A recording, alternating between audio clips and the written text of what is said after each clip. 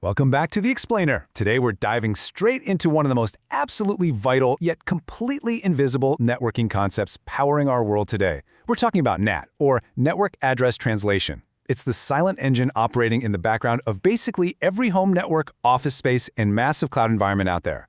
If you've ever wondered how billions of devices manage to coexist across the internet without the whole system just completely crashing down, well, you're in exactly the right place. So, let's jump right into this intriguing mystery. Just look around your setup right now. You've probably got a laptop, a smartphone, maybe a smart TV, or a gaming console, right? All of these devices are online at the exact same time. But here's the catch. Your internet provider usually gives you exactly one public IP address. Just one. So how on earth can your phone, your TV, and your laptop all browse the web simultaneously using that single address? How does the internet know which device asked for a YouTube video and which one asked for a web page? To really wrap our heads around this, we have to rewind and look at the hard limit built into the internet's original design, roughly 4.3 billion IPv4 addresses. Now, 4.3 billion sounds like a massive number, right? When engineers first built this 32-bit system, they genuinely thought that would be plenty, but they completely underestimated the explosive, exponential growth of connected devices. It didn't take long to realize that those 4.3 billion addresses were going to run out incredibly fast. To make sense of how we avoided a total internet gridlock, here's our roadmap for today. 1. The address shortage problem. 2. Public versus private. 3. The hotel analogy.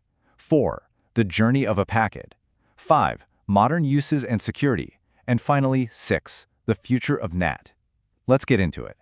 Kicking things off with Section 1, the address shortage problem. Let's look at exactly why we faced such a severe crisis in the first place. Just think about the sheer volume of gear we connect today. We aren't just talking about desktop computers anymore. We've got phones, laptops, massive cloud servers, IoT devices, smart cars, TVs, and security cameras. If every single one of these things required its own unique, globally visible public IP address, our supply would have vanished overnight. A solution wasn't just a nice-to-have, it was strictly necessary to keep the internet running. Which brings us to Section 2, public versus private.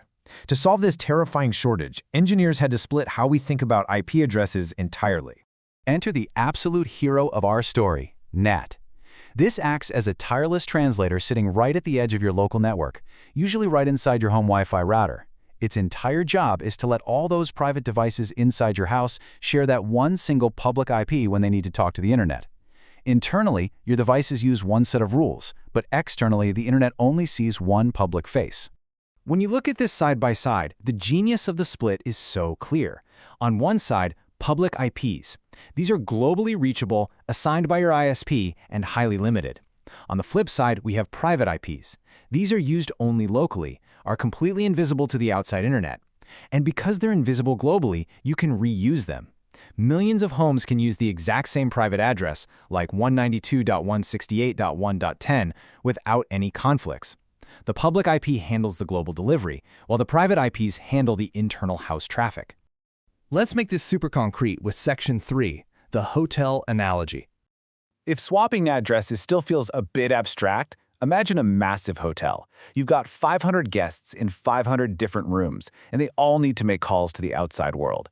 But the building itself, it only has one main external phone line. So how does that actually work? Well, the hotel acts as an intermediary. When a guest makes a call, they dial out through the hotel's switchboard. To the outside world, every call looks like it's coming from that exact same public hotel number. But when someone calls back, the hotel receptionist knows exactly which private room to route it to. Your home router does the exact same thing using that, routing traffic to your specific private devices using one shared public identity. Moving right along to Section 4, the journey of a packet. Let's see how this hotel concept translates to the actual technical hardware steps. Step by step, here's the NAT flow when you load a web page. First, your laptop sends a request using its private IP to the router. Second, the router knows the internet can't route private IPs, so it swaps your laptop's address for your home's public IP. Third, and this is the magic part, it logs this swap in a tracking table so it remembers who asked for what. Fourth, the response comes back from the internet, and finally, the router checks its table, restores your laptop's private destination address, and boom, the page loads. It happens instantly, millions of times a day. But wait, what if your laptop opens YouTube and your phone opens Instagram at the exact same time? How does the router separate them when they share the same public IP? Enter PAT, or Port Address Translation. This is a brilliant extension of NAT that tracks specific port numbers alongside the IP addresses. By mapping these internal IP and port combos, the router ensures your Netflix stream never accidentally ends up on your phone's Instagram feed.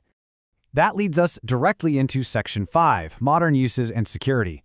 NAT wasn't just a temporary band-aid, it totally changed modern infrastructure. An incredible side effect of this process is that it inadvertently improves your security. Since your devices only have private addresses, they're completely hidden from the public internet. Malicious actors literally can't initiate direct communication with your laptop because, globally speaking, it doesn't exist. It's a fantastic isolation layer, though of course you shouldn't mistake it for a complete all-in-one security firewall. And this goes way beyond your home Wi-Fi. Massive enterprise cloud networking depends heavily on that. Look at AWS, Azure, Google Cloud, Docker. If a company has a highly sensitive private backend database, they absolutely do not want it exposed to the public internet. But it still needs to download software updates, right? They use a cloud NAT gateway for that. The server reaches out, gets the update, but remains totally invisible to incoming public traffic.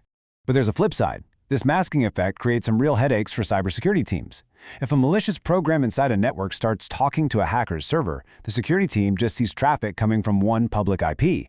Because multiple internal devices share that IP, figuring out exactly which machine is compromised is a lot more complex.